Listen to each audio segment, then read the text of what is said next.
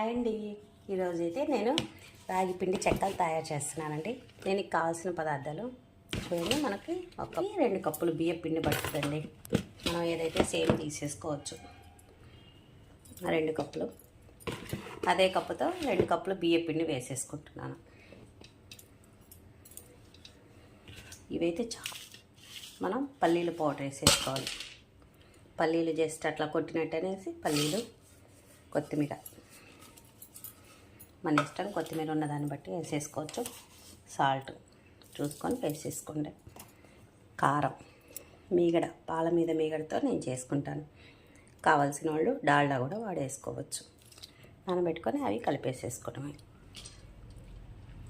మనం ఇప్పుడు పిండిని మొత్తం వాటర్తో కలిపేసేసుకుందాం. రెడీ అయిపోయింది. ఇప్పుడు దీనికి సరిపడా కొంచెం కరివేపాకు అయితే వేసుకుంటున్నాను నేను.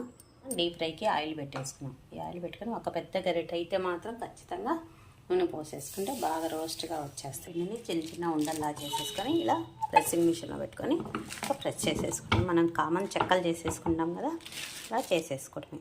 చూడండి, ఇలా ఈజీగానే వచ్చేస్తాయి. మనకైతే ఇట్లా రాగి చెక్కలన్నీ ప్రిపేర్ అవుతూ ఉన్నాయి. ఇదైతే బియ్యం పిండి అంత ఫాస్ట్గా అయితే కాదు, అలా వేయగానే ఇలా రావడానికి ఒక టైం పడుతుంది. చూడండి, అన్నీ దాదాపు రోస్ట్ అయిపోతున్నాయి. తీసేసుకున్నాం మనం.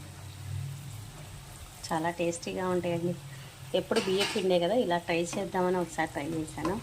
చాలా బాగా వచ్చాయి. ప్రాసెస్ అంతా సేమ్ మనకి చెక్కల్లాగే, కాకపోతే రాగి పిండి బియ్యం పిండి 50-50 కలపాలి. కొంచెం పల్లీల పౌడరు, ఇంకా పచ్చికారం, ఇదంతా ఎవరి ఇంట్రెస్ట్ బట్టి వాళ్ళు వేసేసుకోవడం. చూడండి, మనకైతే ఇలా రాగి చెక్కలన్నీ ప్రిపేర్ అయిపోయాయి. చాలా బాగా వచ్చాయండి.